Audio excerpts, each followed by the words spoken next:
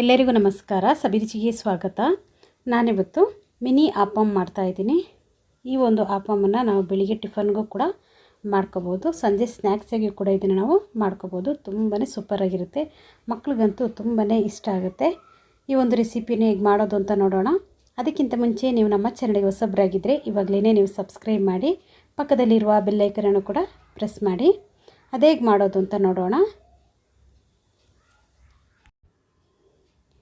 ಮೊದಲನೇದಾಗಿ ನಾನು ಈ ಒಂದು ಆಪಮ್ಗೆ ಒಂದು ಅರ್ಧ ಕೆಜಿಯಷ್ಟು ಅಕ್ಕಿಯನ್ನು ನೆನೆ ಹಾಕಿ ಇಟ್ಕೊಂಡಿದ್ದೀನಿ. ಚೆನ್ನಾಗಿ ಇದನ್ನೊಂದು 5 ರಿಂದ 6 ಗಂಟೆ ಚೆನ್ನಾಗಿ ನೆನೆ ಹಾಕಿ ಇಟ್ಕೊಂಡಿದ್ದೀನಿ. ಚೆನ್ನಾಗಿ ನೆಂದಿದೆ. ಅಕ್ಕಿಯನ್ನು ತೊಳೆದು ನಾನು ನೆನೆ ಹಾಕಿ ಇಟ್ಟಿರೋದು. ನಾನಿಲ್ಲಿ 1 ಕಪ್ ಆಗುವಷ್ಟು ಅನ್ನ ತಗೊಂಡಿದ್ದೀನಿ. ನಾನು ತಗೊಂಡಿರೋ ಅನ್ನ ಬಂದು ಕುಸ್ಲಕ್ಕಿ ಅನ್ನ ತಗೊಂಡಿದ್ದೀನಿ. ನೀವು ಮಾಮೂಲಿ ಅನ್ನ ಬೇಕಾದರೂ ತಗೋಬೋದು. 1 ಕಪ್ ಆಗುವಷ್ಟು ಹಸಿ ತೆಂಗಿನ ತುರಿಯನ್ನು ತಗೊಂಡಿದ್ದೀನಿ. ಇವಾಗ ಒಂದು ಮಿಕ್ಸಿ ಜಾರ್ ತಗೊಂಡಿದ್ದೀನಿ. ನೆನೆಸಿರುವಂಥ ಅಕ್ಕಿಯನ್ನು ಕೂಡ ನಾನಿಲ್ಲಿ ಮಿಕ್ಸಿ ಜಾರಿಗೆ ಹಾಕ್ಕೊಳ್ತಾ ಇದ್ದೀನಿ. ಇಲ್ಲಿ ಸ್ವಲ್ಪ ಅಕ್ಕಿಯನ್ನು ಹಾಕ್ಕೋಬೇಕು. ಮತ್ತು ನಾನು ತಗೊಂಡಿರುವಂಥ ತೆಂಗಿನ ತುರಿ ಇದೆ ನೋಡಿ, ಅದನ್ನು ಕೂಡ ಇಲ್ಲಿ ಒಂದು 1/4 ಭಾಗದಷ್ಟು ಹಾಕ್ಕೊಳ್ಳೋಣ. ಇದ್ರ ಜೊತೆಗೇ ಅನ್ನ 1 ಕಪ್ ತಗೊಂಡಿದ್ದೀನಲ್ಲ, ಅದರಲ್ಲೂ ಒಂದು 1/4 ಭಾಗದಷ್ಟು ಹಾಕ್ಕೊಳ್ಳೋಣ. ಇದೇ ಥರ ನಾನು ಒಂದು 3 ಸಲ ಇದನ್ನು ಗ್ರೈಂಡ್ ಮಾಡ್ಕೊಳ್ತೀನಿ. 3 ಸಲಿನ ಸ್ವಲ್ಪ ಅಕ್ಕಿ, ಸ್ವಲ್ಪ ತೆಂಗಿನ ತುರಿ, ಅಕ್ಕಿ ಎಲ್ಲವನ್ನು ಹಾಕ್ಕೊಂಡು ಗ್ರೈಂಡ್ ಮಾಡ್ಕೊಳ್ಳೋಣ. ಸ್ವಲ್ಪ ನೀರನ್ನು ಹಾಕ್ಕೊಂಡು ನಾನಿಲ್ಲಿ ಇದನ್ನು ನುಣ್ಣಗೆ ಗ್ರೈಂಡ್ ಮಾಡ್ಕೊಳ್ತಾ ಇದ್ದೀನಿ. ನೋಡಿ, ಈ ಥರ ನಾನು ಇದನ್ನು ಗ್ರೈಂಡ್ ಮಾಡ್ಕೊಂಡಿದ್ದೀನಿ. ಗ್ರೈಂಡ್ ಮಾಡಬೇಕಾದ್ರೆ ಒಂದು ಗಮನದಲ್ಲಿ ಇಟ್ಕೋಬೇಕು, ತರಿಯಾಗಿರಬಾರ್ದು, ಪೂರ್ತಿಯಾಗಿ ಈ ಥರ ನುಣ್ಣಗಿರಬೇಕು. ನಾವು ನೀರು ದೋಸೆಗೆಲ್ಲ ಗ್ರೈಂಡ್ ಮಾಡ್ಕೊಳ್ತೀವಿ ನೋಡಿ, ಅದೇ ಥರ ನುಣ್ಣಗಾಗಿರಬೇಕು. ಇವಾಗ ಈ ಗ್ರೈಂಡ್ ಮಾಡ್ಕೊಂಡಿರುವಂಥ ಹಿಟ್ಟನ್ನು ಒಂದು ಮಿಕ್ಸಿಂಗ್ ಬೌಲಲ್ಲಿ ಹಾಕಿ ಇಟ್ಕೊಂಬಿಡೋಣ. ಇದೇ ಥರ ನಾನು ಉಳಿದಿರುವಂಥ ಎಲ್ಲ ಅಕ್ಕಿಯನ್ನು ಗ್ರೈಂಡ್ ಮಾಡ್ಕೊಳ್ತೀನಿ. ತುಂಬಾ ಸೂಪರಾಗಿ ಬರುತ್ತೆ.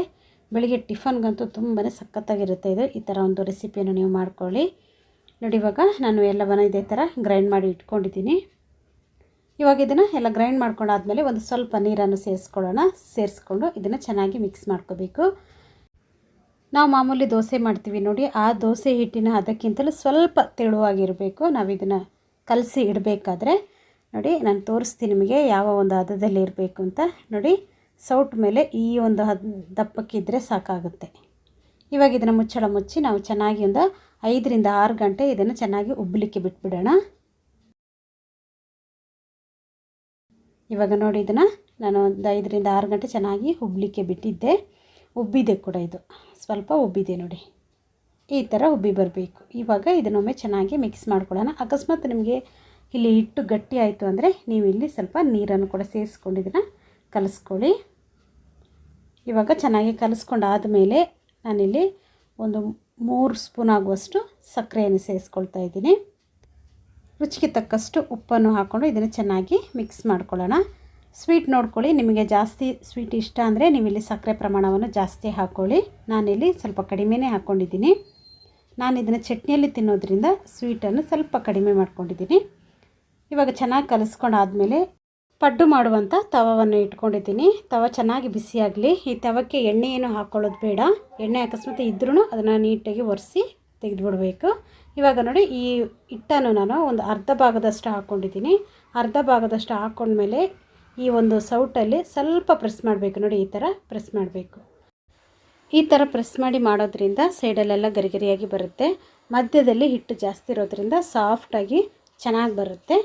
ನೀವು ಹಾಗೆ ಹಿಟ್ಟನ್ನು ಹಾಕ್ಬಿಟ್ರೆ ಅದು ಪಡ್ಡು ಆಗಿಬಿಡುತ್ತೆ. ಈ ಥರ ಮಾಡೋದಿದ್ರೆ ಇದು ಮಿನಿ ಆಪಮ್ ಆಗಿ ಬರುತ್ತೆ, ಚೆನ್ನಾಗಿರುತ್ತೆ. ನಾನು ದೊಡ್ಡ ಆಪ ಮಾಡೋದನ್ನು ಕೂಡ ವಿಡಿಯೋ ಹಾಕಿದ್ದೀನಿ, ಲಿಂಕ್ ಹಾಕಿರ್ತೀನಿ. ನೀವು ನೋಡಿಲ್ಲ ಅಂದರೆ ಆ ವಿಡಿಯೋನೂ ಒಮ್ಮೆ ನೋಡಿ. ಇವಾಗ ಇದನ್ನು ಮುಚ್ಚಿ ಒಂದು 2 ನಿಮಿಷ ಚೆನ್ನಾಗಿ ಬೇಯಿಸ್ಕೊಳ್ಳೋಣ.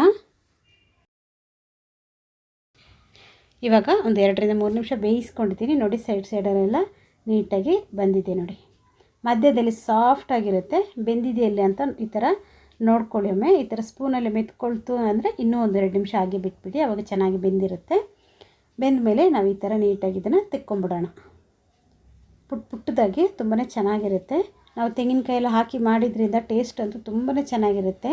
ಅದರಿಂದ ನೀವು ಕೂಡ ಇದನ್ನೊಮ್ಮೆ ಟ್ರೈ ಮಾಡಿ. ಇದನ್ನು ನೀವು ಚಟ್ನಿ ಜೊತೆನೂ ತಿನ್ಬೋದು, ಇಲ್ಲಾಂದರೆ ನೀವು ಚಿಕನ್ ಗ್ರೇವಿ ಎಲ್ಲ ಇರುತ್ತೆ ನೋಡಿ, ಅದರಲ್ಲೂ ಕೂಡ ಇದನ್ನು ತಿನ್ಬೋದು. ತುಂಬಾ ಚೆನ್ನಾಗಿರುತ್ತೆ. ನೀವು ಕೂಡ ಈ ಥರ ಒಮ್ಮೆ ಟ್ರೈ ಮಾಡಿ.